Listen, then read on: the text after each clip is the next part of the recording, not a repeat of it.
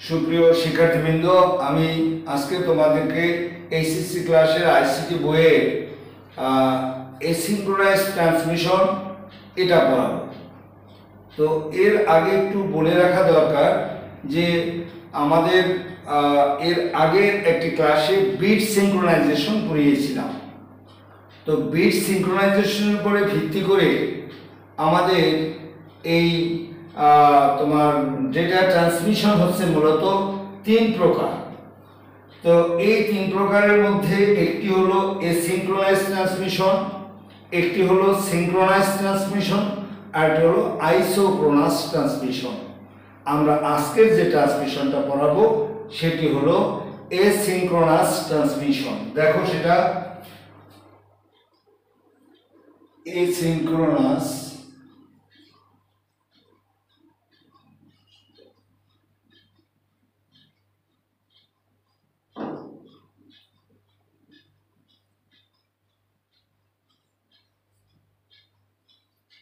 এসিনক্রোনাইজ transmission. দেখো এই ধরনের ট্রান্সমিশনে আমাদের দুইটা অবস্থা প্রয়োজন, একটি হলো প্রেরক এবং অপরটি হচ্ছে আমাদের প্রাপক। তো দেখো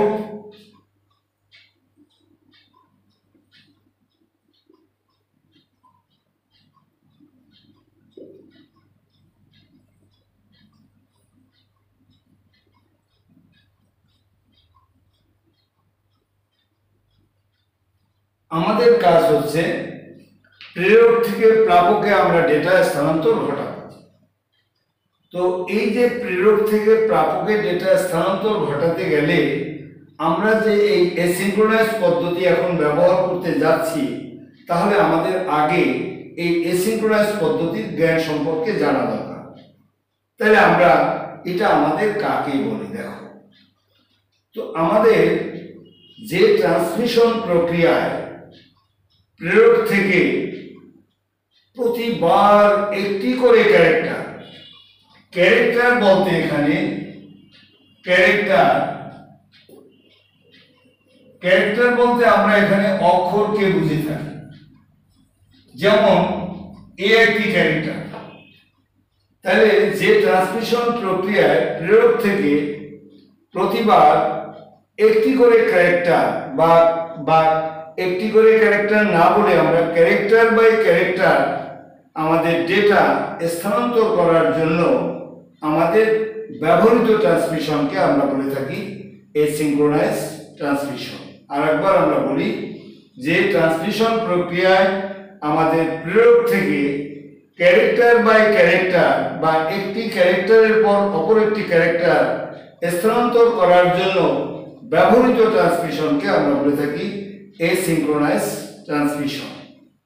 তো আমরা এই এসিনক্রোনাইজ ট্রান্সমিশনে আমাদের এখান থেকে যখন আমরা ডেটা স্থানান্তর করতে যাব, ক্যারেক্টার স্থানান্তর করতে যাব, তখন স্থানান্তর করতে গেলে সেখানে সে তিনটা বৈশিষ্ট্যকে সে পালন করে থাকে। তিনটা বৈশিষ্ট্য ওয়ানে বলা হয়েছে যে প্রেরক যে কোনো সময় ডেটা প্রাপকের কাছে স্থানান্তর করতে পারে এবং প্রাপক তা গ্রহণ করতে পারে।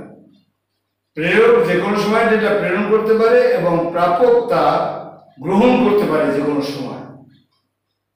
এক নম্বর বৈশিষ্ট্য গেল। বৈশিষ্ট্য 2 বলা হয়েছে যে প্রতিটি ক্যারেক্টার স্থানান্তর, এই যে এ একটা ক্যারেক্টার, এ একটা ক্যারেক্টার, এ একটা ক্যারেক্টার, এই যে প্রতিটা ক্যারেক্টার স্থানান্তর করার সময় এই যে মাঝখানের যে সময়, এই মাঝখানের সময় এর থেকে বিতে যে সময় লাগবে, বিট থেকে সিতে যে সময় লাগবে, হ্যাঁ, তো এই মাঝখানের সময় সবসময় সমান নাও হতে পারে। এটা আমাদের বৈশিষ্ট্য 2। বৈশিষ্ট্য 3-এ বলা হয়েছে যে প্রেরক থেকে যখন আমরা ক্যারেক্টার স্থানান্তর করতে যাব, তখন সেখানে আমাদের একটা স্টার্ট বিটের তৈরি হবে এবং প্রাপকের সাথে একটি স্টপ বিটের, একটি বা দুটি স্টপ বিটের তৈরি হবে। এখানে প্রেরণ করার সময় এখানে একটা স্টার্ট বিট এবং এই জায়গায় একটা স্টপ বিট একটা বা দুটো, একটা বা দুইটা, এখানে একটা দুইটা স্টপ বিট আমাদের তৈরি হবে। তাহলে এখন দেখো এই হলো আমাদের তিনটা বৈশিষ্ট্য গেল বৈশিষ্ট্য। এখন তুমি এর প্রয়োগটা করবা কিভাবে? এবারে প্রয়োগটা হলো যে আমরা যেহেতু অ্যাসিনক্রোনাস প্রক্রিয়ায় ক্যারেক্টার স্থানান্তর করতে গেলে স্টার্ট এবং স্টপ বিটের প্রয়োজন হবে, সেহেতু এই ধরনের ট্রান্সমিশনকে আমরা স্টার্ট ও স্টপ ট্রান্সমিশনও বলে থাকি। যে আমরা ডেটা স্থানান্তর করতে গেলে আমাদের স্টার্ট স্টপ বিটের যেহেতু প্রয়োজন, সে কারণে এই ধরনের ট্রান্সমিশনকে আমরা স্টার্ট ও স্টপ ট্রান্সমিশনও বলে থাকি। একজন ব্যবহারকারী যখন কম্পিউটারের কিবোর্ড থেকে একটি অক্ষর টাইপ করে, তো একটা অক্ষরের ভিতরে আমাদের থাকে 8খানা বিট, 8টা বিট। বিট জিনিসটা কি? যে কম্পিউটার দুটো সংখ্যার উপরে কাজ করে, আমরা শিখছি যে 0 আর 1, এই 0 কেও বলে বিট, 1 কেও বলে বিট। তো একটা অক্ষর আমাদের মেমোরিতে যে জায়গা দখল করে সেখানে 8টা বিট থাকে।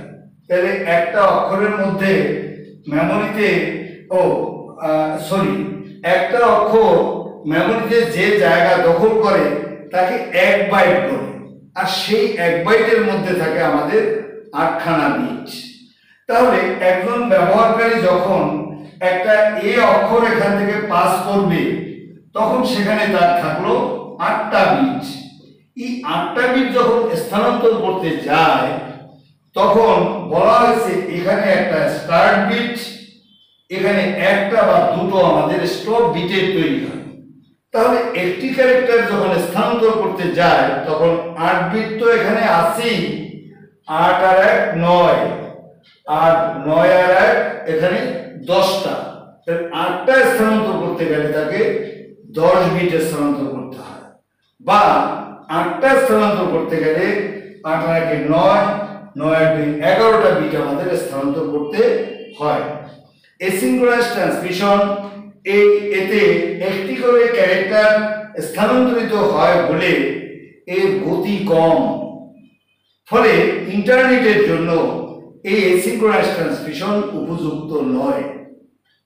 তো আমাদের দেখো এই ধরনের ট্রান্সমিশন আমাদের পরীক্ষায় চলে আসে। পরীক্ষায় বলে স্টার্ট ও স্টপ বিট, এই কথাগুলো উল্লেখ করে দেয়। তখন আমাদের কিন্তু বুঝতে হবে যে অ্যাসিনক্রোনাস ট্রান্সমিশন দিয়েছি। যা বললাম এটুকু লিখলে তোমার জন্য অনেক কিছু। সকলকে অনেক ধন্যবাদ। আমার ভিডিও ভালো লাগলে এটাকে লাইক এবং সাবস্ক্রাইব করবে।